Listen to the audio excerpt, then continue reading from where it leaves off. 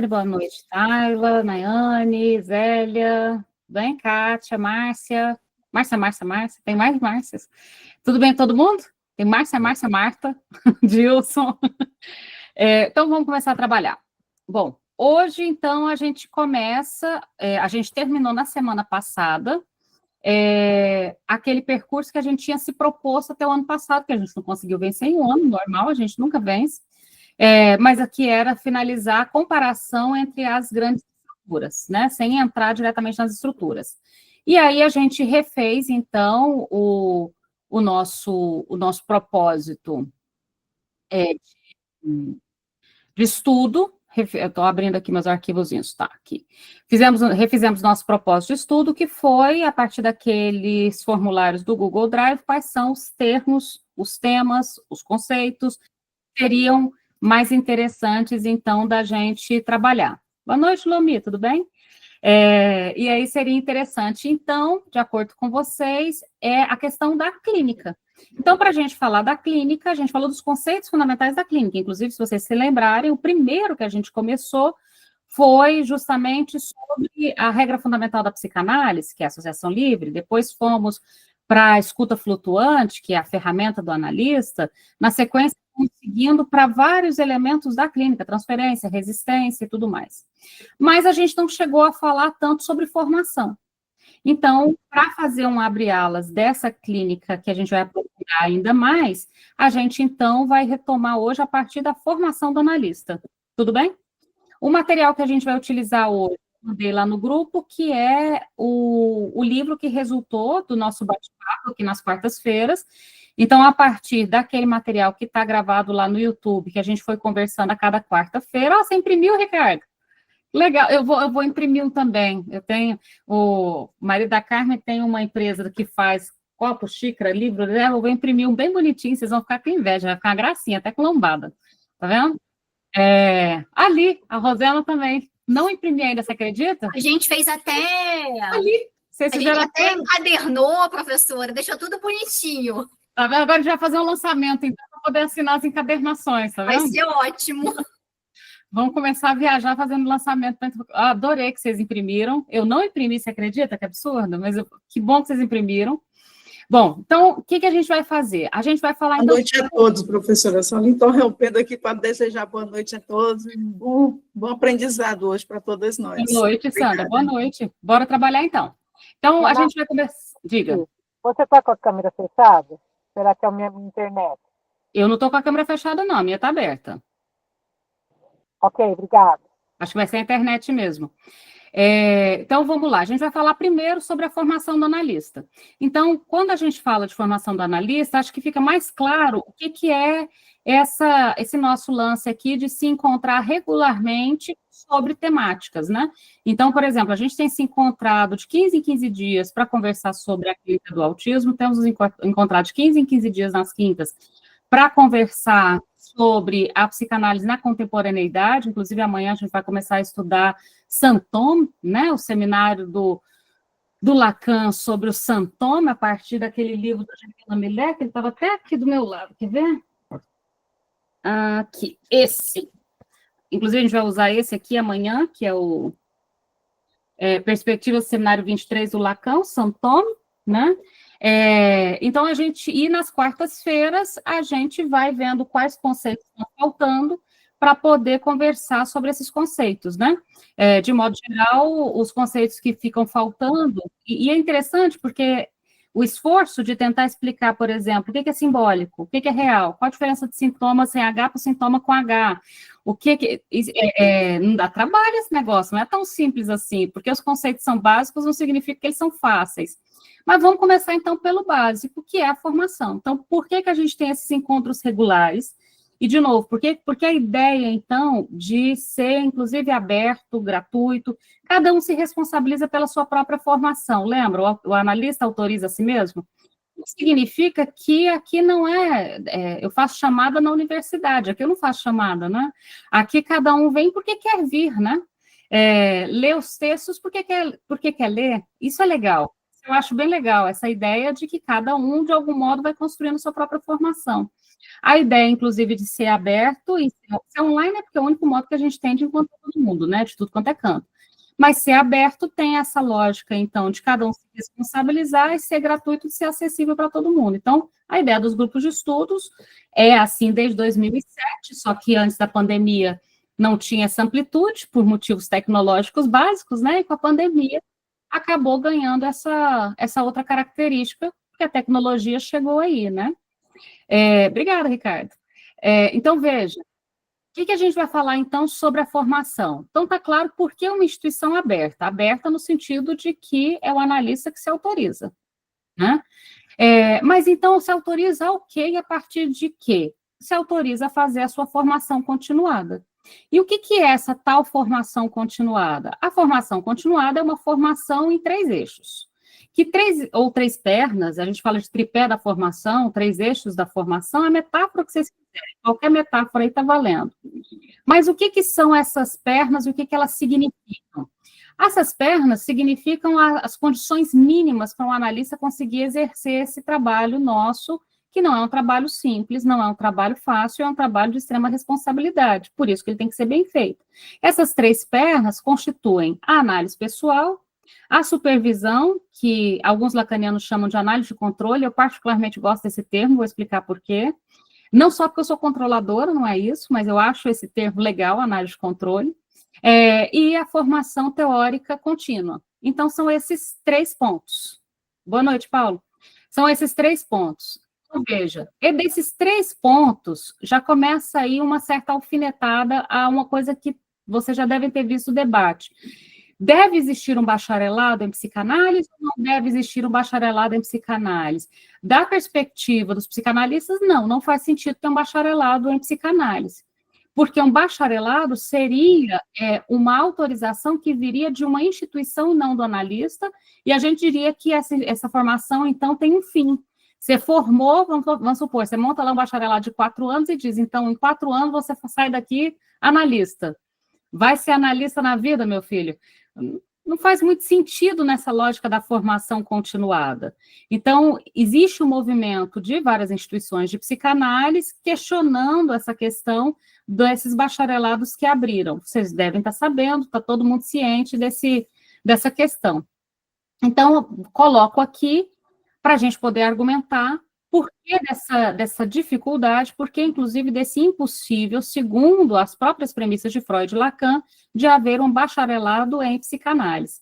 Bom, primeiro, esses 3 eixos, análise pessoal, supervisão ou análise de controle e formação teórica continuada, explicitam que a formação do psicanalista ela já é diferente da formação do psicólogo, que é uma graduação, que é diferente da formação do psiquiatra, que é uma residência ou uma especialização ou um título de prova, tem alguns modos diferentes de se tornar um psiquiatra, não é só residência, e é diferente de várias outras formações do nosso campo, do neuropediatra, que também seria uma residência ou uma especialização, é diferente de todos esses outros campos. Então, vamos começar pela perna mais importante, a primeira. E aí, a cada uma delas, acho que vai ficando mais clara a diferença aí entre a formação do psicólogo, do psiquiatra, do neuropediatra e do psicanalista. A primeira coisa que a gente vai falar é sobre análise pessoal. Então, a análise pessoal está aí no texto que a gente está seguindo para a gente ir conversando sobre alguns pontos. De todas as perninhas, das 3 perninhas, a análise pessoal ela é a maior, e talvez aquela que tem uma exigência pessoal muito grande. Uma exigência pessoal porque eu preciso formular um motivo para estar na análise. E dificilmente eu posso para uma análise, alguém perguntar assim, por que você procurou uma análise? Eu procurei uma análise porque eu quero ser um psicanalista. Isso não sustenta tratamento. Isso não sustenta uma análise. Você vai ter que construir uma demanda muito mais clara do que essa, né? Porque você procura uma análise, não pode ser só como uma condição de ser analista. Tem que ter alguma coisa a mais. Caso contrário, você não vai cumprir o mínimo da análise, que é essa tarefa de investigar a própria subjetividade. Então, a primeira grande tarefa de um analista, antes de ser analista, é investigar a sua própria subjetividade. E é interessante a gente pensar nisso em termos de ética. Como é que eu vou oferecer a minha escuta para alguém, ou seja, propor que eu dou conta de sustentar uma escuta que permite a alguém investigar sua própria subjetividade, se eu própria não fiz esse percurso, se eu nunca abri para investigar minha subjetividade. Uma análise que você procura só para ser analista, será que você de fato está topando esse mergulho nessa investigação da própria subjetividade, ou você está querendo, sabe igual contar horas de quando você vai aprender volante? Você tem que fazer lá 20, 12, sei lá quantas horas de volante para poder tirar a carteira de motorista? Então, não é a mesma coisa, não tem como, então faça tantas horas de análise, que eu vou te dar aqui um certificado de tantas horas de volante, e você pode tirar ali a sua licença para. Não é dessa ordem. Eu não sei quanto tempo gasta uma investigação da própria subjetividade, mas certamente eu só posso oferecer a escutar alguém se eu me comprometer primeiro a escutar o meu próprio inconsciente. Para que serve escutar o meu próprio inconsciente? Primeiro, para eu conhecer as minhas fantasias enrijecidas, os meus sintomas, mas também as minhas construções imaginárias. Queria focar muito nessa coisa das construções imaginárias. Veja, de modo geral, nós temos péssimos ouvintes no mundo. Péssimos ouvintes. As pessoas ouvem muito mal, e elas ouvem muito mal porque elas estão ocupadas escutando a si mesmas. Então, talvez a primeira tarefa de escutar alguém seja ter escutado a si mesmo para poder desocupar dessa incumbência enquanto a outra pessoa está falando. Mas uma das dificuldades que faz com que você escute muito mal a outra pessoa tem a ver com essa escuta que a gente chama de escuta narcísica. O que é essa escuta narcísica? É uma escuta que eu só consigo escutar o que o outro diz se fizer sentido para mim. Ora, mas a gente não está procurando sentido? A gente não está procurando coerência, lógica e muito menos identificação. Não se trata disso. Pensou uma clínica pela identificação? Também não se trata disso. Então, o que se procura ali quando se oferece uma escuta? E o que a gente tem que deixar para trás para dar conta de oferecer essa escuta? Então, vou falar um pouquinho dessas construções imaginárias. O que são essas construções imaginárias? Por exemplo, todos nós, sem exceção, não tem ninguém que seja uma florzinha do deserto pura e perfeita. Todos nós temos preconceitos. Todos nós. Mas você conhece os seus próprios preconceitos? Você sabe quais são? Entende? Você sabe, no final das contas, que ao escutar alguém sem conhecer os seus preconceitos, isso vai causar um ruído na tua escuta? Você tem noção do tamanho do ruído que tem, ou até bloqueio que tem de escutar alguém que, no final das contas, ocupa um pedaço de um enrijecimento seu, de uma construção enrijecida imaginária sua, inclusive, de novo, ressalto, da questão do preconceito. Então, dentre vários outros, além dessas construções imaginárias, eu coloquei aí na coisa dos preconceitos, porque essa talvez é uma. Vou dar um exemplo bem simples. Tem uma pesquisa que é feita desde a década de 80 no Brasil, e de época em época ela é repetida, que eu gosto muito. Lançaram até um livrinho sobre essa pesquisa uma vez, aqueles livrinhos... Era daquelas edições brasilienses, nem vocês não vão lembrar disso, é antigo pra caramba. A Kátia lembra, né? Aquelas edições brasilienses, o que é preconceito, o que é... Não sei se vocês lembram uma pergunta e tinha um livrinho com essas respostas. Acho que eu até tenho ele aqui. Mas, enfim. E aí, de época em época, fazem essa pesquisa de novo, e sempre que repetem, eu acho ela muito interessante. Sair na rua perguntando, você acha que o Brasil é um país racista? 95% respondem, sim, o Brasil é um país racista. E você é uma pessoa racista? Não, eu não sou uma pessoa racista. Não dá nem 5 ou 7% de pessoas que se assumem racistas. Aí a gente tem um fenômeno maravilhoso. Peraí, a gente mora num país racista sem pessoas racistas? Como que esse fenômeno acontece? Se você fizer a mesma pergunta sobre você acha que... tem uma moça que eu acho legal, ela faz uns vídeos, acho que é para aquela revista... Na hora que eu falar do vídeo, alguém vai lembrar o nome da revista. Da Trip. Isso, essa mesmo. Você sabe de que eu estou falando, né, Tayla? Ela saiu na rua perguntando: você acha que uma mulher precisa de um homem? Para os homens. Aí os homens responderam: precisa, precisa. E por que uma mulher precisa de um homem? Para proteger contra os homens maus, aqueles que estupram, aqueles que batem, aqueles que isso. Aí ela perguntou assim: quer dizer então que se não tivesse homem no mundo, a mulher não precisava de homem para proteger a mulher do homem? Os caras pararam. Ah, não quero essa brincadeira mais, não. Ficaram bravos. O vídeo é maravilhoso, porque os caras, ela sabe fazer isso muito bem, ela vai puxando corda e os caras vão entrando. Quando, de repente, ela traz o raciocínio lógico mais óbvio, mas espera aí, os homens precisam proteger as mulheres de outros homens, então a gente resolve o problema tirando os homens que protegem e os homens que agridem, para não precisar dos homens que protegem. Qual que é o nome dela, Tayla? Coloca aí, eu esqueci o nome dela. A Ana Terra, isso, Ana Terra. Então, é bem legal. Os vídeos, tem no Instagram, tem vários desses videozinhos, na rua fazendo esses pequenos experimentos sociais. Veja, esses pequenos experimentos sociais nos dão uma certa notícia de conteúdos recalcados, percebe? O sujeito, ele é racista, mas ele topa dizer que ele é. O sujeito é machista, mas ele topa dizer que ele é. Na análise, ele topa. Entende? Na análise, de algum modo, esse conteúdo vai chegar. Não é fácil, mas ele vai chegar, inevitavelmente. Inclusive, sobre essa questão, por exemplo, das violências de gênero, até curioso, os alunos, eles falam, os alunos vão sacando isso, entrando ali no estágio, nas disciplinas anteriores ao estágio, meninada nova, 20, 21, e eles falam assim: professor, engraçado, a gente vai escutando as mulheres, todas narram algum abuso na vida.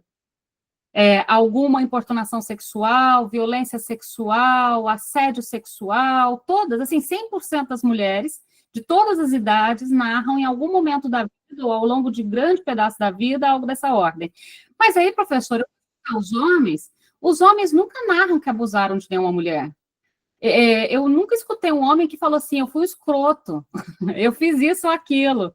Aí eu brinquei com eles, falei assim: eles vão chegar lá. Só que para as mulheres, às vezes, essa questão não está tão recalcada, porque é um acontecimento ali esfregando na cara.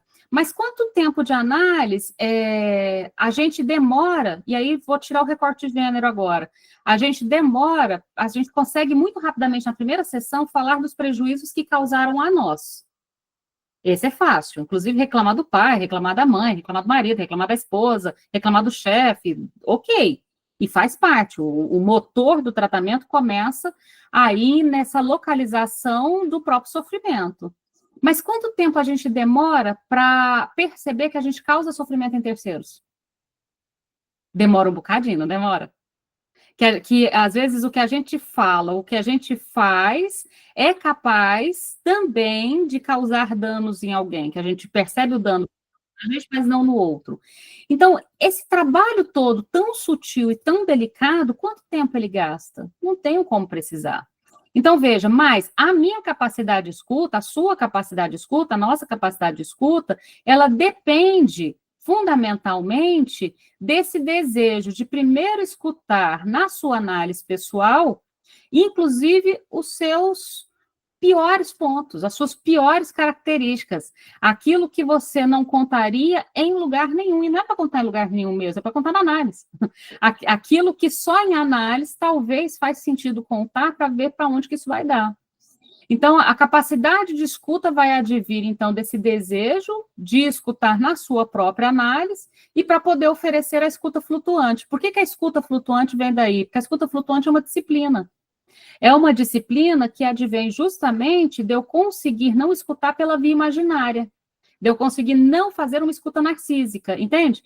Uma escuta que a pessoa fala assim: nossa, eu bati o carro, nossa, eu já bati o carro também. Eu perdi o emprego. Ah, não, mas esse emprego que você perdeu não tem, né, não é nada, você tem que ver o que eu já perdi. De modo geral, elas têm dificuldade de escutar e não comparar a sua história, às vezes em voz alta, às vezes em voz baixa, mas isso é o oposto da escuta flutuante. Então, a escuta flutuante, ela precisa, primeiro, que eu consiga não escutar pela via imaginária, não escutar pela via narcísica, e para isso, eu preciso primeiro ter escutado a minha própria subjetividade, o meu próprio inconsciente. Então, esse é o principal impedimento da psicanálise ser um curso de graduação. Como é que seria essa disciplina? Fica pensando na ementa? Ementa. No primeiro mês de aula, a gente vai estudar sobre... A gente vai estudar, não, vou estudar sobre retificação subjetiva, é fácil. Você tem 30 dias para fazer sua própria retificação subjetiva. Aí, com a retificação subjetiva, você tem mais 30 dias para formular sua demanda de análise. Formular a sua demanda de análise em 60 dias de aula, lembrando que a disciplina só tem 4 meses, né? Formular a sua demanda de análise, agora você vai ter que conseguir se relacionar a demanda de análise com a sua retificação subjetiva e localizar já bem rapidamente seu objeto gozo. E aí, de preferência, Rosana, antes de você terminar o semestre, você tem que entregar no trabalho final sua letra de gozo. Então, boa sorte em 4 meses de disciplina para você fazer todo esse percurso. Como que seria um negócio desse? Então, veja, oferecer uma graduação em nível universitário implicaria colocar em ementa e conseguir estabelecer um certo tempo e um certo protocolo, um certo funcionamento para que isso funcionasse e, ao final, tivesse certa nota. Uma nota, inclusive, de N1 e N2, pelo menos. Então, como é que eu vou propor uma carga horária, uma ementa pré-estipulada para uma análise pessoal? Diga, Rosana. Essa discussão também, Renata, me levou a pensar na formação clássica da psicanálise estilo IPA, né, que o postulante, a analista, se submete a uma análise pessoal com analistas indicados pela escola, enfim, sabendo que é este ou analista que vai dizer se ele pode ou não se tornar um analista no final.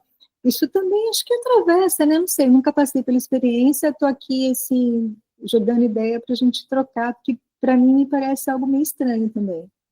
Isso é esquisito pra caramba, porque a escolha do analista também faz parte do processo de análise. Então, quando você tem que escolher um analista dentro de uma certa lista, e dentro dessa lista, esse analista vai fazer uma espécie de relatório de número de atendimentos, também tem algo estranho nisso, realmente. Então, a escolha do analista faz parte do processo de análise? Faz. Tanto que se troca... uma coisa interessante também, a gente já conversou sobre isso várias vezes, né, Rosana? A troca do analista troca o processo de análise, tá, gente? Lembrando, se a análise se dá na relação transferencial, cada vez que você troca de analista, há uma mudança na transferência, porque a transferência ela é entre. Por exemplo, se eu estiver fazendo análise com a Maria Carolina, é uma análise. Se eu for mudar de analista para a Rosana, é outra análise. É outra análise, porque a transferência é entre. É entre eu e a Maria Carolina, eu e a Rosana. Entende? A transferência não está em mim, eu carrego ela para qualquer analista que eu for. O que, inclusive, explica por que, vez por outra, a gente tem que trocar de analista. E tudo bem. E tudo bem, vez por outra, a gente só consegue avançar na análise quando troca de analista. Já perceberam isso? Aí você vai falar assim, é um problema da analista? Não. A análise é na transferência. Tem alguma coisa que chegou no seu limite naquela transferência. Ok, está na conta, faz parte do processo. Não é um problema em si, mas a escolha do analista faz parte do processo de análise e acho difícil ser feita por uma lista obrigatória, Rosana, concordo com você. Assim como numa graduação, né? Como? Isso é impossível. Na graduação é mais complicado, porque teria que ser dentro da lista dos professores, né? Política também implicada, né, professora da universidade, a voz daqueles que se propagam, né, a projetar uma formação, né? E de que lugar eles vão falar, né, da questão política que está implicada na formação desses alunos, né? Que universidade, quais os contextos, como a senhora está colocando, a ementa é algo muito subjetivo de um professor para poder ele pegar um tema, né, e construir com aqueles alunos. Ele pode pegar um tema e construir algo maravilhoso, mas também ele pode construir algo extremamente complexo, fechado. E de qual psicanálise a gente está dizendo? Então, está vendo, né, da questão política da psicanálise. É perigoso. Porque nós temos freudianos, mas nós temos lacanianos, kleinianos, winnicottianos. Então, de qual? Porque é impossível, numa graduação de 4 anos, seria a coisa mais louca do universo. Não, a gente vai passar por todos. Como? Você vai estudar toda a obra do Freud, toda a obra do Lacan, toda a obra do Winnicott, toda a obra... Te desafio, boa sorte. Yasmin? Boa noite, gente. Professora, a senhora está falando aí sobre... A gente está conversando, né, sobre não ter graduação, e eu super concordo. Mas eu já tive alguns professores que eles, na aula, assim, falaram, você tem que participar. Eu não atendo ainda, tá, gente? Eu não sou da área da psicologia. Eu quero muito atender, porque eu amo crianças e, né, enfim, já faço análise pessoal há muito tempo. E eu já tive professor que foi categórico e falou: não, você tem que participar de uma escola, analistas dessa escola têm que te autorizarem, e o tempo inteiro a gente estuda que eu que vou me autorizar analista. Como que fica isso? Porque, assim, eu acredito que aqui a maioria seja até psicólogos, né? E eu não sou. E, assim, a gente sofre quando eu estou estudando, eu comento que eu pretendo atender e tal. Quem é psicólogo tem um certo preconceito, sabe? Fala, mas você não fez psicologia? Como que fica isso, assim? Porque eu fico meio perdida, porque professores falam que não posso, outros falam que eu que vou me autorizar, psicólogos acho que acham um absurdo. entra muito até no que a Sandra está colocando, que é a questão política da psicanálise. Então, nós temos a questão política da psicanálise existe algum órgão que legisla quais são as instituições, as verdadeiras instituições de psicanálise? Não temos. Lembrando que as instituições de psicanálise não estão vinculadas também, por exemplo, ao MEC ou ao Ministério da Saúde, não se trata disso também. Então, o que seria, a gente vai voltar para o mesmo gancho, para a mesma questão do que autoriza o quê? Então, você tem razão no que você está apontando. É interessante participar de uma instituição, isso é interessante, porque estudar sozinho é impossível, isso é fato. Aí eu assino embaixo. Acho que se a gente for estudar sozinho, a gente vai enlouquecer. Então, no final das contas, estudar sozinho, grupos de estudo, fazer cartéis, fazer grupos de estudo, primeiro, a formação do analista, a gente vai chegar nesse ponto, inclui não só assistir numa posição passiva, mas transmitir. A gente tem que fazer esse movimento para os dois lados. Então, a gente lê, a gente escuta, mas também a gente escreve e a gente fala. Vocês já perceberam que a formação depende disso tudo, né? Não tem como uma formação que eu só receba da posição passiva, de quem lê e de quem escuta. Inevitavelmente, eu vou ter que escrever e falar. Então, é por isso que a gente fala de transmissão, né? Dessa transmissão da psicanálise. Nesse sentido, Yasmin, para quem eu falo e de onde eu falo, qual a instituição verdadeira, eu acho que a gente entra numa torre de Babel impossível. Então, você precisa de pares, isso é fato, mas você pode escolher quais são seus pares. Por exemplo, nesse momento, nós estamos entre pares. Nós estamos aqui, 160 pessoas, numa quarta-feira, às 7h, conversando sobre a formação do analista, numa instituição de psicanálise. Isso é conversar com os pares. Percebe? Então, o que não dá é estudar sozinho. Estudar sozinho é importante, mas não é suficiente. A gente precisa, porque quando a gente estuda completamente sozinho, ou bem a gente começa a se sentir muito burro, está entendendo nada, ou a gente começa a se sentir inteligente demais porque está entendendo tudo. Então, qualquer uma das duas opções é problemática. Porque, no final das contas, a gente pensa que a gente entendeu. Quando a gente começa a conversar, a gente percebe, não, peraí, falta mais um pouquinho.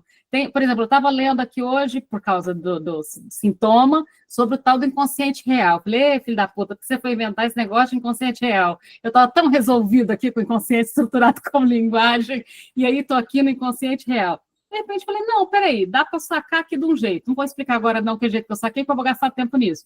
Falei, não, acho que dá para explicar. Na verdade, meio que eu vou falar, porque eu escrevi sobre isso outro dia aqui, e vou falar um pouquinho.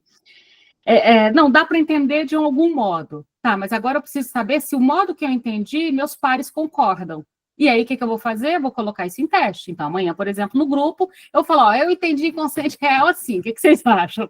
E vamos ver, aí alguém vai falar, eu entendi de outro modo, eu entendi de outro modo. E a gente vai construir junto de que diabo é o tal do inconsciente real. Percebe, Yasmin? É isso. Então, dá para fazer isso sem instituição? Não dá. Agora, qual a instituição? Cada um escolhe a sua. Para mim, instituição é mais esse lugar, um lugar de encontrar os meus pares de formação. Né? Kátia?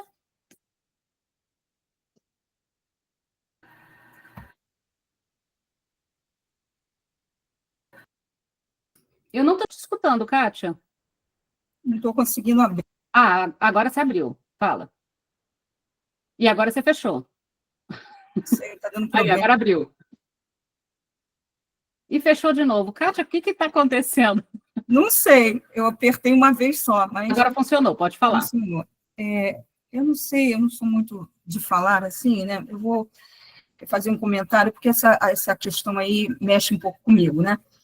É um comentário com algumas perguntas. Eu espero que ninguém, aqui não é questão de rivalidade nem nada, mas o falecido Elson Barbato, né? Eu gostava muito das aulas dele. Ele falava de uma grande questão, que a psicanálise, infelizmente aqui no Brasil, felizmente, eu não sei ainda, né?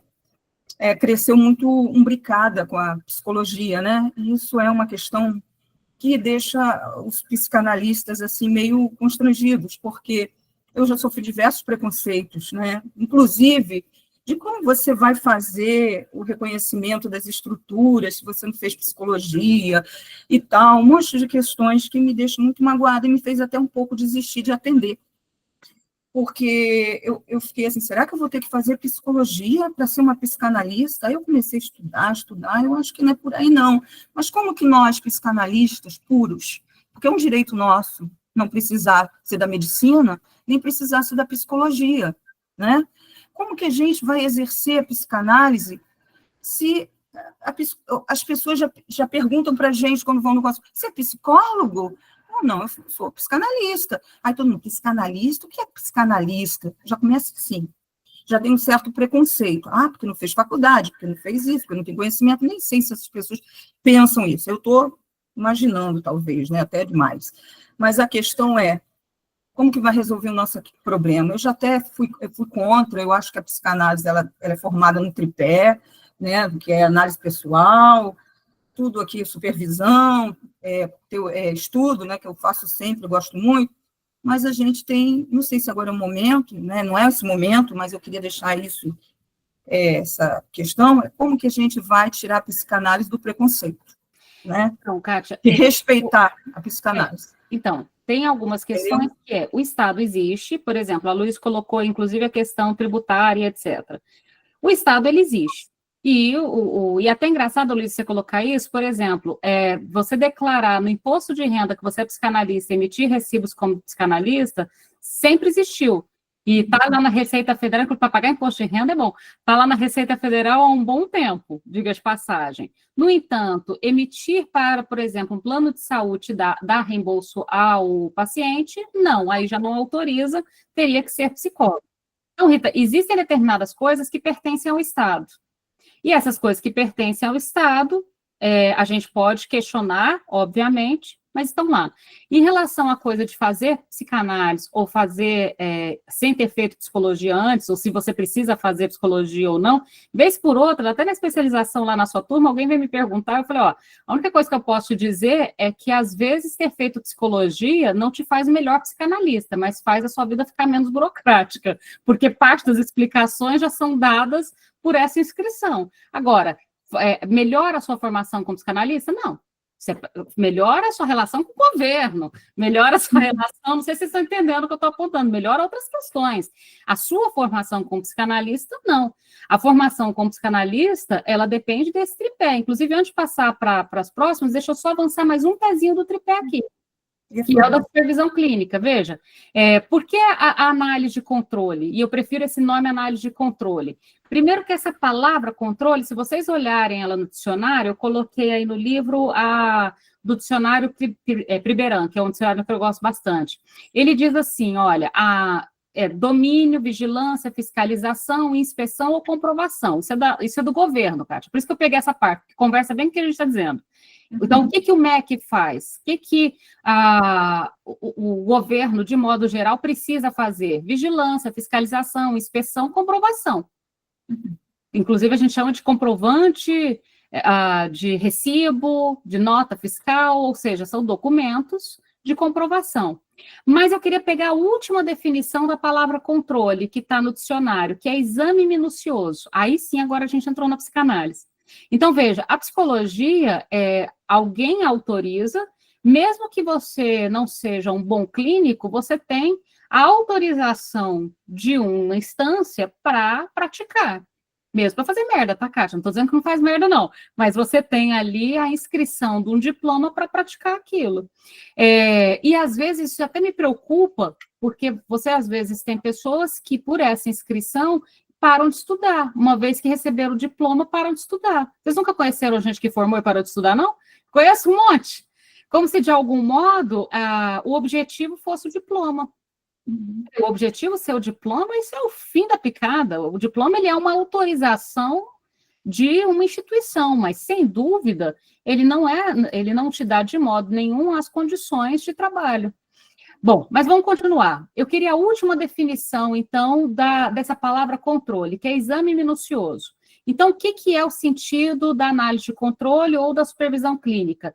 Fazer esse exame minucioso. Mas eu consigo fazer esse exame minucioso sozinho? Não, é impossível. É impossível porque eu não tenho como perceber minhas próprias armadilhas. De novo, eu não tenho como perceber as minhas próprias fantasias enrijecidas, os meus próprios recalques, tanto que eu fui para análise, não é? Aí você fala assim, não, mas você já está fazendo análise. Então, por que você precisa de uma análise de controle? Porque eu faço análise para perceber os meus recalques. Mas será que eu consigo perceber de que modo os meus recalques atravessam na escuta do recalque do sujeito que eu estou escutando? Ou seja, estamos numa outra camada da coisa. Nessa outra camada da coisa, a gente precisa de um terceiro. Quem que é esse terceiro? Então, segunda perninha do tripé é a supervisão clínica ou análise de controle, em que a gente busca um terceiro mais experiente, ou seja, um analista mais experiente, que vai fazer um exame minucioso do seu trabalho como analista. O que é esse exame minucioso? Ele vai investigar o que você escutou sobre transferência. Né? Quais são as construções, quais são as pontuações, quais são as interpretações, quais foram os cortes, quais foram as produções feitas. Tanto que quando você começa a narrar, o sujeito disse isso, e aí o supervisor vai te perguntar, e o que você respondeu? Como que você interviu? Qual palavra que você recortou? Como que você... Deu para entender? Dessas palavras que você retirou, qual a estrutura que você está pensando? Dessa estrutura que você pensou, qual o manejo mais correto? A partir desse manejo, que resultado que você está encontrando? Lembra disso? Basicamente, são perguntas sobre o seu trabalho como analista. Perguntas que sozinho talvez você não faria. E tem uma outra coisa interessante também, se você faz supervisão, você é obrigado de vez em quando sentar e anotar os casos. Coisa que você atendendo uma pessoa depois da outra, vai passando um tanto quanto batido, e é uma pena. Porque lembra que a gente falou que a formação da analista é também escrita? E a escrita é isso. Você pode não saber claramente qual foi o enlace teórico que te levou àquela intervenção no momento em que você a fez. Mas depois, quando você senta para relatar o caso, você tem que saber. Aí você precisa fazer o link entre, eu faço intervenção porque eu suponho essa estrutura e tenho o objetivo de ter tal efeito conforme tal demanda. Deu para entender a lógica? Eu posso não saber no momento em que você fez, porque a atenção é flutuante, mas eu preciso construir a posteriori o que aconteceu lá atrás. Agora, como é que eu vou saber essa construção e se essa construção faz sentido? Por esse terceiro mais experiente. Então, esse terceiro mais experiente vai investigar comigo o que eu escutei sobre transferência. Quais foram, então, essas construções? Nesse trabalho, então, de supervisão, o supervisionando, ele vai endereçar a esse terceiro, esse analista mais experiente, esse controlador, né, digamos assim, controlador de voo, para brincar aqui, por supor que esse analista de controle, ele é capaz de encontrar as lacunas do meu trabalho, ele é capaz de me auxiliar a formalizar as construções e acontecimentos da análise. O que eu estou chamando de formalizar construções e acontecimentos da análise? Quando um sujeito começa a falar, um paciente, ele começa a falar, o conteúdo que ele me traz está completamente amorfo.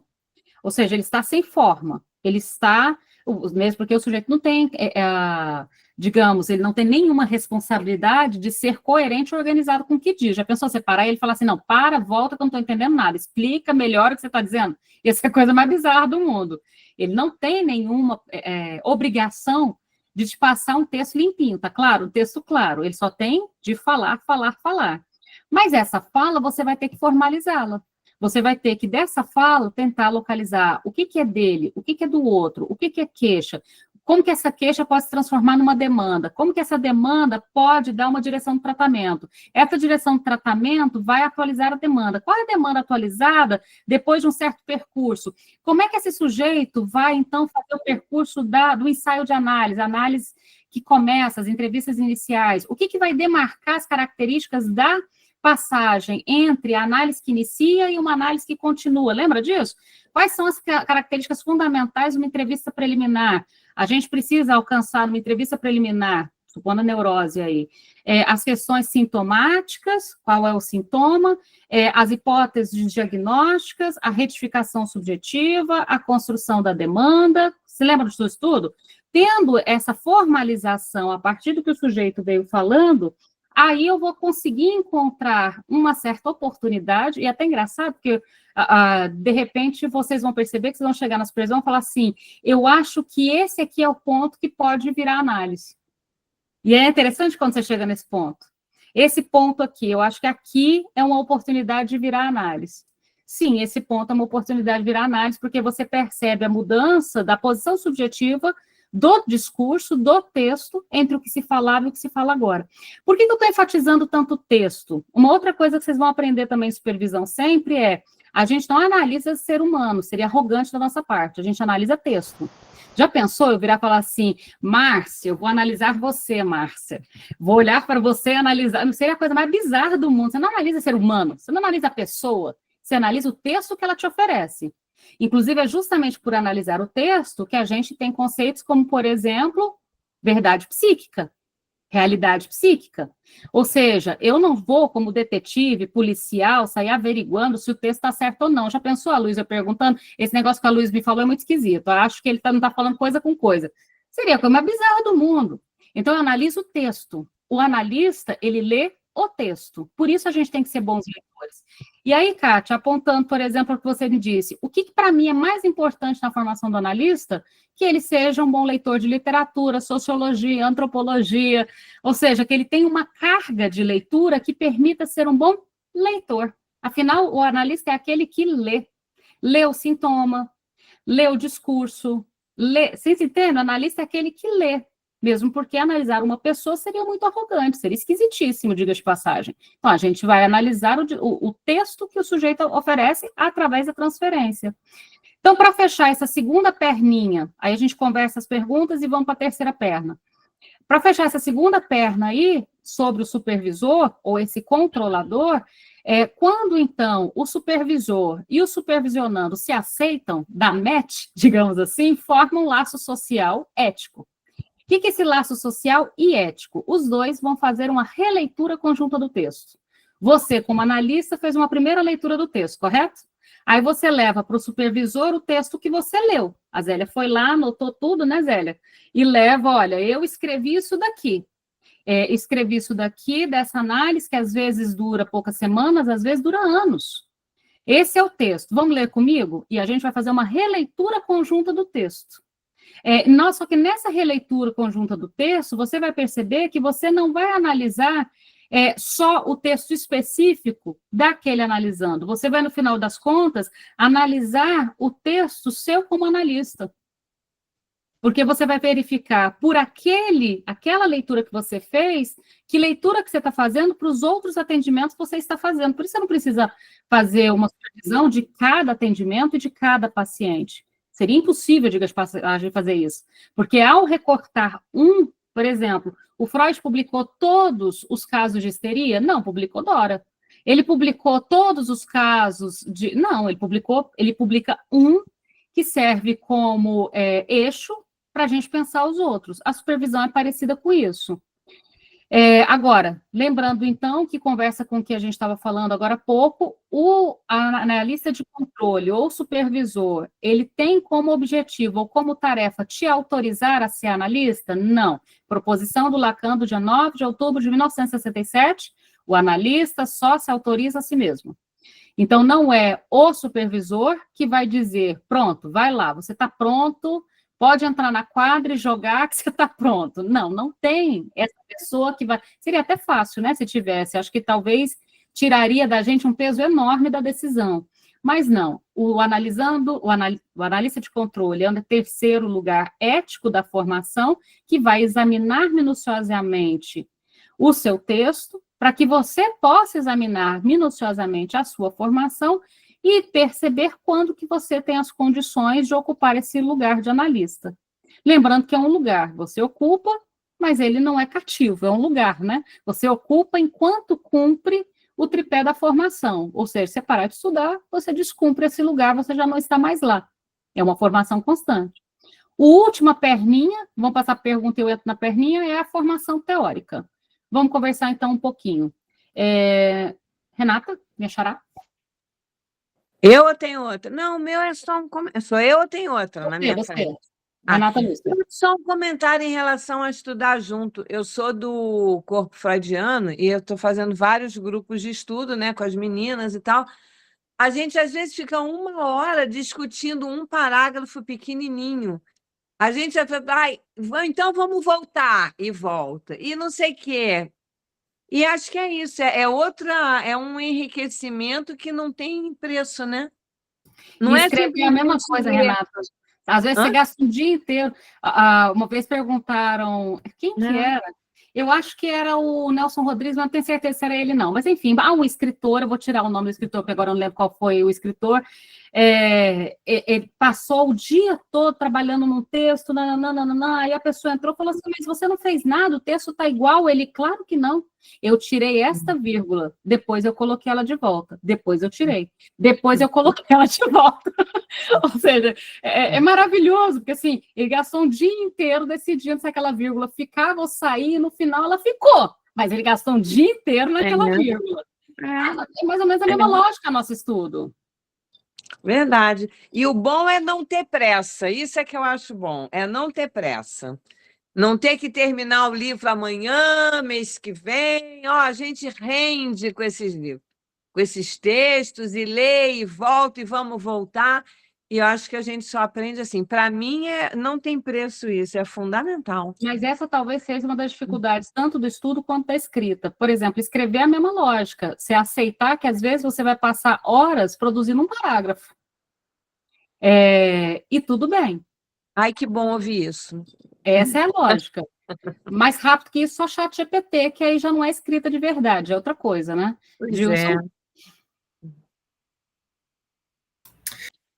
Renata, fazendo um link o que a Yasmin trouxe muito bem, e a Kátia complementou muito bem também, ultimamente a gente tem visto muitas instituições ofertando o ensino da psicanálise por 6 meses, aula gravada. Eu acho que esse fácil acesso, o fácil valor e a falsa promessa da pessoa se tornar analista e ser autônoma, coisa e tal, aí existe o status de analista também, isso a gente não pode negar. Acho que isso também propiciou a um grande acesso a essas instituições, e talvez daí a crítica também, né? Porque se você faz uma comparação com o curso de psicologia, são 5 anos, e um curso desse, com 6 meses, a pessoa se forma e vai atender. Inclusive, algumas instituições, por exemplo, falam, não, com 6 meses você atende, aqui você faz análise aqui na instituição, previsão aqui, você está pronto para atender. Então, acho que esse advento dessas instituições, visando um pouco mais do valor, também propicia muito essa queixa, né, de psicólogo, isso talvez. É assustador, isso é assustador, e isso está acontecendo em todas as áreas. E isso não é só na psicanálise, isso está acontecendo em muitas áreas. Por exemplo, em outras áreas, na medicina, por exemplo, ainda não está no nível da graduação, mas da pós-graduação, por exemplo, você já está tendo formações em diversas áreas por cursos rápidos, à distância, que basicamente você faz aquela carga horária fictícia e tira o certificado. E aí, depois, o preço, quem vai pagar é a pessoa que confiar que essa formação fez algum sentido também. Mas é inaceitável.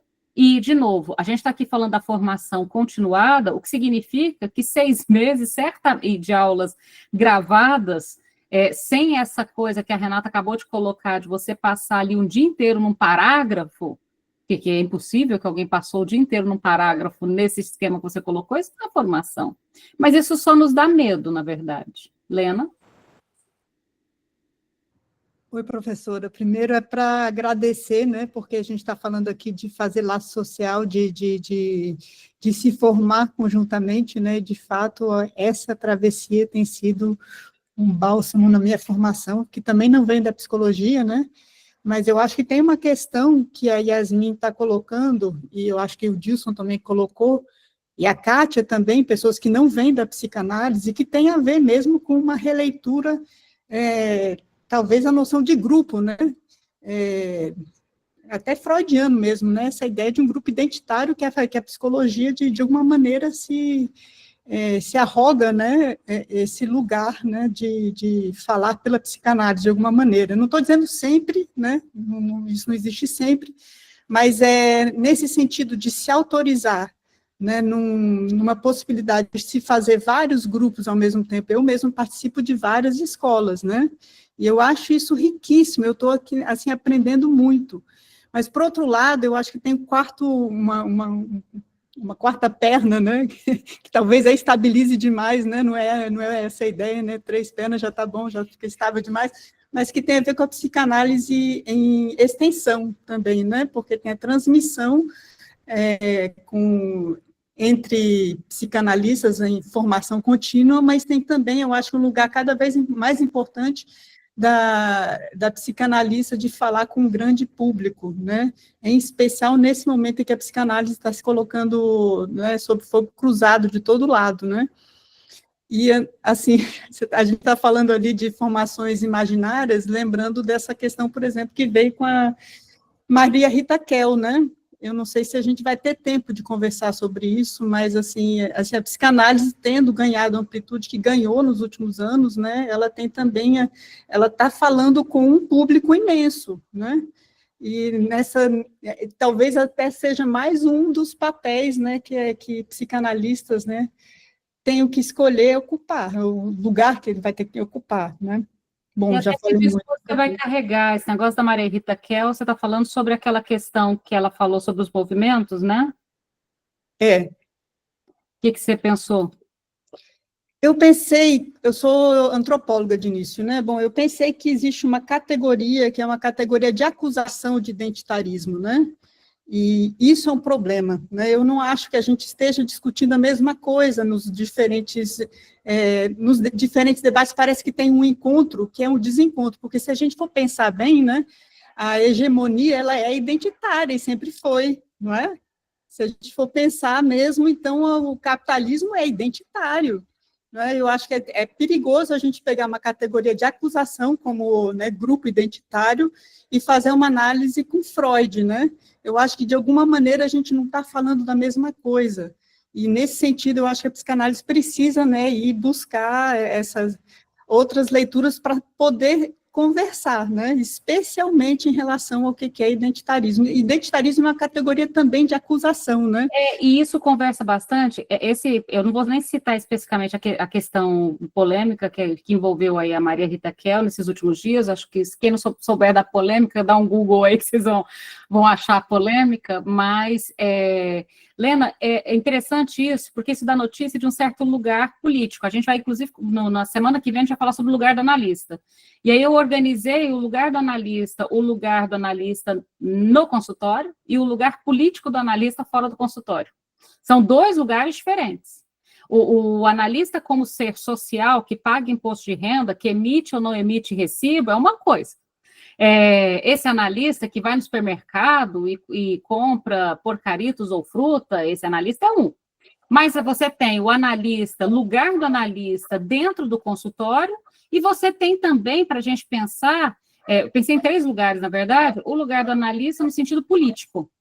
Entende? Então, eu tenho o lugar do analista no sentido social, esse que paga a conta e vai no supermercado, eu tenho o lugar do analista, esse que está dentro do consultório, que a gente vai falar sobre ele, mas eu tenho o lugar do analista, um lugar político, Lena, que eu acho que conversa um pouco sobre isso. Sim. Quando eu falo numa palestra, existe um certo lugar de onde eu estou falando. Quando eu escolho o lugar onde eu vou falar, existe um certo escolha deste lugar. Então, por exemplo, tem um lugar onde você for falar, por exemplo, se eu estou aqui dizendo que da psicanálise, deve ver que alguém colocou aqui no no chat sobre a questão da legislação do psicanalista. A Luísa colocou aqui, né, no Ministério do Trabalho é uma profissão livre. Então, veja, Luísa, se a gente está partindo desse pressuposto, que é bem interessante, é de 97, né, faz sentido, por exemplo, Luísa, eu fazer uma palestra num sindicato dos psicanalistas? Não faz. Por uma questão política, você vai ter que falar, não, olha, eu não vou, nada contra, mas não faz sentido com a minha leitura da psicanálise como uma profissão livre, por exemplo, que inclui aí não ter graduação e não ser sindicalizada, por exemplo. São delicadezas, né, Lena? Então, assim, de que posição que eu falo? Quando eu decido falar de um certo lugar, e quando a gente abre a boca, meio que a gente já dá notícia de onde a gente está falando, de uma certa posição política, de uma certa posição em relação à economia, de uma certa posição em vários quesitos. Por exemplo, me irrita, a gente já sabe a psicanalista é um bicho terrível, né? A gente sabe da posição política pelas palavras que a pessoa resolve usar. Quando alguém usa, por exemplo, o ismo no final, né, identitarismo, a gente já sabe que é pejorativo. Meu ouvido já coçou aqui e falei, tá querendo agredir quem? Né? O ismo no final, e as minhas psicanalistas é um bicho chato com as palavras, né? Esse ismo já já coça o ouvido aqui falando, ó, isso aí não é, isso é ataque. Você já sabe que vai vir um ataque na sequência. Então, é um assunto interessante, Lena, as palavras que a gente utiliza, os lugares que a gente resolve falar, uma certa posição. Na quarta-feira que vem, inclusive, a gente vai conversar sobre isso, o lugar do analista. O lugar social, o lugar político e o lugar dentro do consultório. Então, quando a gente fala da regra da abstinência, que é a posição ética do analista, que inclui, então, uma certa isenção imaginária, no lugar do analista, na escuta do consultório. O que não significa que quando ele se dispõe a falar num palco, ele não tem uma manifestação política e um certo posicionamento nesse dizer. É bem legal isso, acho que você puxa um tema muito importante. Antes de passar ao próximo, já disse o que vai ser o próximo, né? O próximo é o lugar do analista. Percebe que a gente está indo numa sequência, né? A gente vai falar sobre o lugar do analista, na sequência, bem provocativo, vai ser o para que serve a análise, né? E serve, assim, para ser bem jocoso, mas para que serve esse negócio de análise? Para que a gente está tentando organizar aqui um campo clínico. Terceiro tópico, para a gente já caminhar para o fim, passo para as perguntas para a gente fechar. O terceiro é a formação teórica. É o terceiro eixo, a terceira perna, tão importante quanto os dois acima. E por que essa instituição chama Travessia Psicanalítica? Vocês já entenderam a minha gracinha aqui, né, a minha do Wesley, que é a travessia teórica da psicanálise. Então, ela chama Travessia Psicanalítica, porque, no final das contas, a ideia de travessia seria a ideia de uma ponte que não chega ao fim. Imaginem uma ponte que você vai atravessando, atravessando, atravessando, atravessando, atravessando, mas ela nunca cessa. Quanto mais você anda, mais comprida ela está. Vocês já perceberam que é desse jeito o nosso percurso da psicanálise? Quanto mais você atravessa a ponte, mais comprida essa ponte fica, e quanto mais você acha que você vai chegar do lado de lá da ponte, mais comprida a ponte fica, de tal modo que você nunca chega ao fim. Essa é a ideia da travessia psicanalítica. Então, uma travessia nesse sentido. Então, no tripé da formação, a gente tem a análise pessoal, a análise de controle, são duas pernas, mas essas duas pernas são as mais atravessadas pelo real, é isso que... E aí vocês vão ver que já vou conversar um pouquinho, que eu estava falando do inconsciente real ali, que eu pensei. Já são as duas pernas mais atravessadas pelo real. Por quê? Porque são as duas pernas que a gente não tem como calcular. Quanto tempo vai durar a tua análise pessoal? Não sei. Quanto de supervisão, de análise de controle você vai precisar? O que você vai descobrir numa análise de controle sobre o seu trabalho como analista? Não sei. Ou seja, tanto a análise pessoal quanto a análise de controle, elas são as mais atravessadas pelo real, pelo impossível, pelo imprevisível, pelo que surpreende o tempo todo. A formação teórica, lembra que eu falei para vocês de escrever? A formação teórica é quando a gente simboliza o real. Eu falo de escrever e eu olho para a Zélia, porque a Zélia é a pessoa mais organizada que eu conheço. A pessoa, ela fala assim, teve um dia que a gente discutiu um caso, aí a Zélia fala assim, dia 8 de agosto, eu não sei como que essa pessoa consegue fazer isso. Então, eu invejo essa organização, e olha que eu sou cheia desse caderninho, ainda assim não consigo. Eu achei que você era a mais organizada de todas. Eu achei. A Zélia ganha de todos. Eu faço esses caderninhos aqui, vou escrevendo e coloco eles aqui, um debaixo do outro. Vocês vão olhar aqui embaixo, vocês não vão conseguir ver. Tem uma fila de uns 50 caderninhos, assim, um do lado do outro, com a data na capa, tudo bonitinho. E eu me perco. A Zélia de Ceilândia, Eu ontem, ela vira e fala também assim, me perco. hã? Ô, Eu Renata, também tenho e me perco. vai na estante. Na hora que você vai na estante, lembrei do livro X. Pimba. Não, então, Elke, ela sabe. Ela parece a Mary Poppins, né? Da psicanálise. Então, assim, E eu ela tô perdendo para a Zélia. na mão dela. Super organizada, hiper Ela organizada. é que ensinou. Não. Não, a Zélia que me ensinou. Mas veja, o que a gente está apontando aqui? Então, para que serve a formação teórica? Tentativa de simbolizar o real. Tentativa de contornar o real. O real, ele é impossível, correto? Aquilo que não cessa de não se escrever. O que eu posso fazer com o impossível? Eu posso contornar. Eu posso simbolizar. Eu posso... Deu para entender a lógica? A formação teórica é isso. Então, existe... por exemplo, vocês já fizeram anotações sobre a análise pessoal de vocês? Se não fez, faz. É muito interessante. Tenta escrever, tipo o Freud fez o estudo autobiográfico. Faz o estudo autobiográfico de vocês.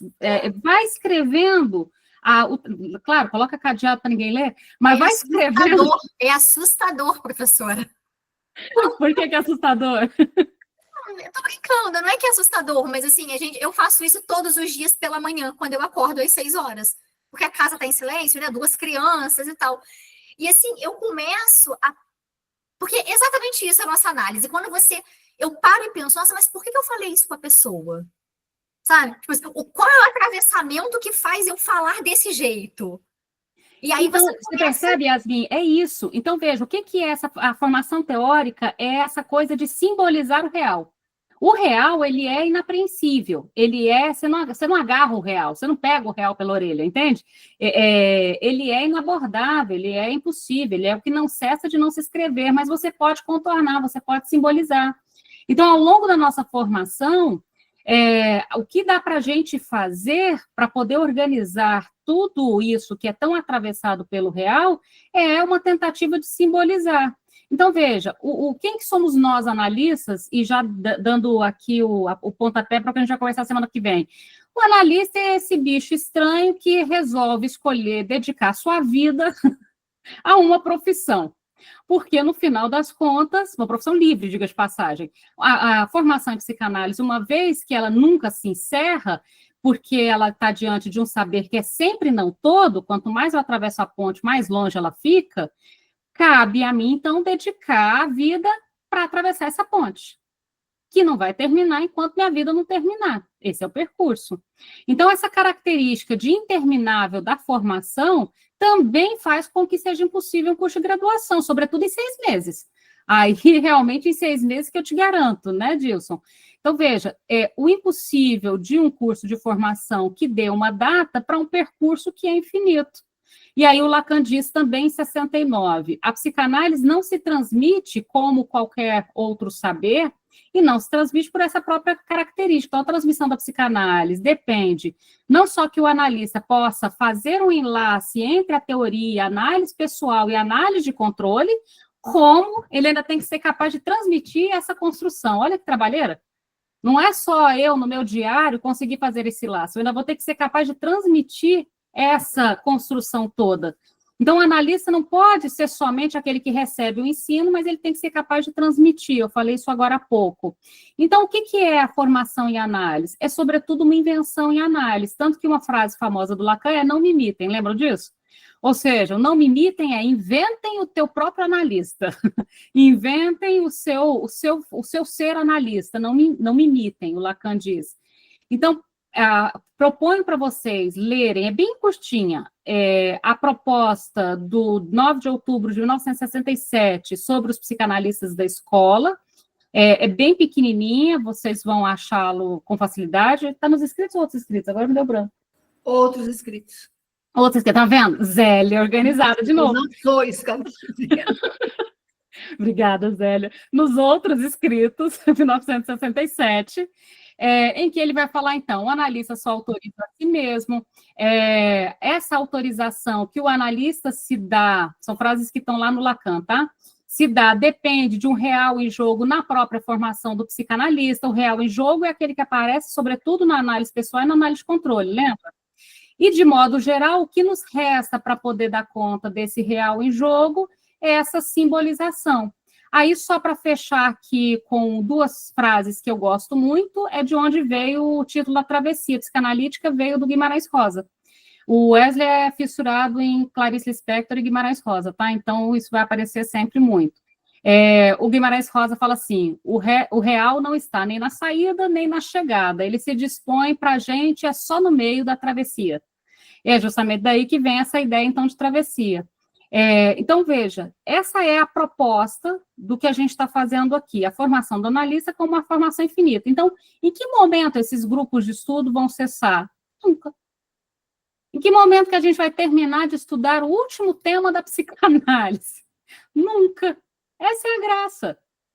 Essa é a graça de um encontro continuado. Então, para a gente fechar, diga, Maria Regina. Boa noite, gente. Eu estou participando a partir dessa proposição de Lacan, junto com o professor Daniel Omar Pérez, na constituição de uma comunidade de analistas que se propõe a tentar construir não uma escola, mas um projeto de laço social entre analistas a partir da base. Então, foi instituída uma comunidade de cartéis.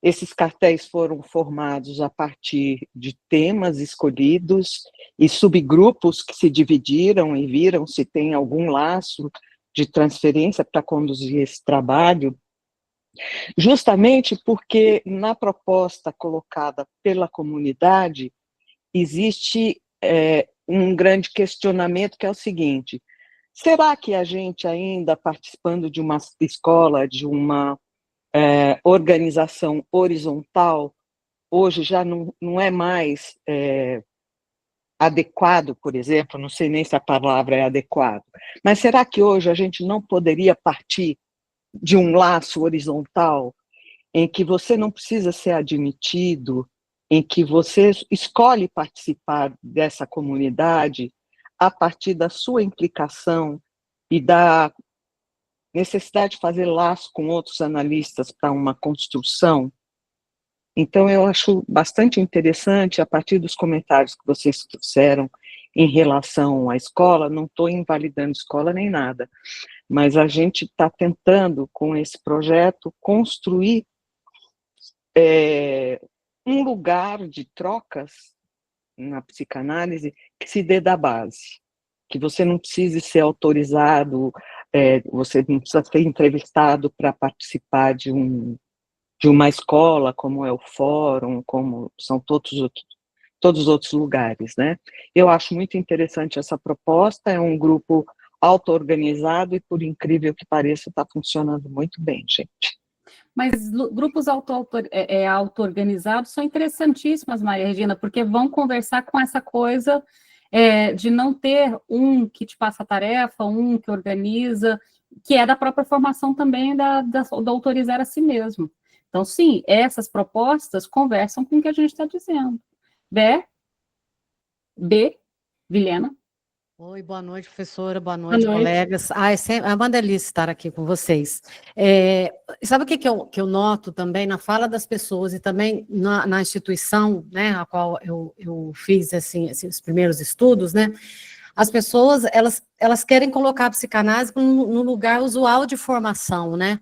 Até os próprios colegas lá, eu vou ter carteirinha, eu vou estar afiliada a tal coisa, e como é que é, né? E a psicanálise está em outro lugar, né? Então, se a gente começar a querer comparar, não tem comparação, porque a psicanálise, ela é disruptiva, né? Ela traz um novo modelo. Então, eu acho que o que choca é que as pessoas precisam de validação, né? Precisa dessas referências. E a psicanálise está aí, ela é viva, orgânica, né? E está aí para trazer um novo jeito, né? De fazer as coisas, né? E a cada dia que passa eu fico mais feliz de pertencer a esse grupo, entendeu? Obrigada, Bê. Maria Andrade. Olá, Renata. Só uma dúvida que eu queria ver com você é sobre o registro de psicanálise. É obrigatório agora? Mudou? Porque Luiz, você quer responder? Eu desconheço, você sabe? Porque teve uma conversa sobre o Não. registro de psicanalista, não, né? Não, desconheço, porque aí vai na contramão do que a gente está conversando, né?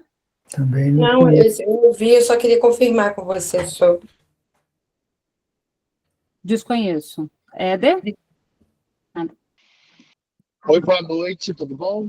Tudo jóia. Eu estava acompanhando a discussão de vocês acerca da questão da formação. Eu também não sou da psicologia, eu sou doutor em Química e faz uns 5, 6 anos que eu já faço esse caminho na psicanálise, né? E assim, vendo a discussão de vocês, né, também tem uma questão que é uma questão de reserva de mercado, né? Que é o que muitos psicólogos, às vezes, a gente vê muito como a psicanálise tornou-se muito, principalmente depois da pandemia, né? Tornou-se muito conhecida, principalmente nos meios das redes sociais, aquela coisa toda. Eu acho que existe também uma contra-reação, vamos dizer assim, em questões de reserva de mercado. Então, a gente vê hoje também tem um pessoal que ataca muito a psicanálise, que é o pessoal da tal da PBE, que é um negócio baseado em evidências. Então, tem tudo isso também nesse. Mas eu acho assim que a psicanálise vai ter que, sim, uma hora ou outra, vai ter que se posicionar acerca dessa questão da autorização, justamente para tentar ver esses casos, por exemplo, de curso de 6 meses, né, como foi dito aí. É muito grave isso, né? Você fazer um curso de 6 meses e se autorizar a psicanalista. Então, isso aí é uma coisa, é uma discussão que eu acho que ela ainda vai crescer ainda mais no meio e nos circuitos psicanalíticos, né? Obrigada, Éder. Bom, acho que a discussão foi boa. Vocês percebem que a gente levantou vários problemas. Obviamente não fechamos, porque não é o objetivo fechar. E na quarta-feira que vem, então, a gente vai falar sobre o lugar do analista, o lugar social, o lugar político e o lugar dele na clínica. Depois, na sequência, para que serve a psicanálise e vamos seguindo adiante nas quartas, combinado? Amanhã a gente vai estudar sobre o Santome com H, das 7 às 8h30. Quem tiver afim, aparece amanhã. Beijo para todo mundo. Beijo, obrigada. Obrigada, boa noite a todos. Beijo, Obrigada. gente. Boa noite, Beijo, bastante. obrigada. Boa noite. Beijo, tchau.